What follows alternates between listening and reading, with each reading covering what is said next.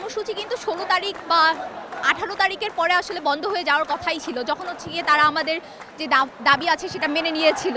কিন্তু আসলে পরবর্তীতে দেখা যায় তারা আমাদের 9 দফা দাবি যেটা ছিল সেটা তো মানেইনি, বরঞ্চ আমরা যারা সাধারণ শিক্ষার্থী আছি, আমরা যারা সাধারণ জনগণ আছি, তাদের বাসায় বাসায় গিয়ে রেড করে তাদেরকে নিয়ে যাওয়া হচ্ছে। একটা মানুষ সে গ্রামে থাকে, সে কিভাবে বিটিভিতে এসে আগুন লাগিয়ে দেয়। এই মামলায় যখন গ্রামের একটা মানুষকে ধরে নিয়ে আসা হয়, সেখানে কেরানীগঞ্জ জেলে রেখে দেওয়া হয়, তখন আসলে আমাদের বন্ধ করে রাখার কোনো সুযোগ নাই।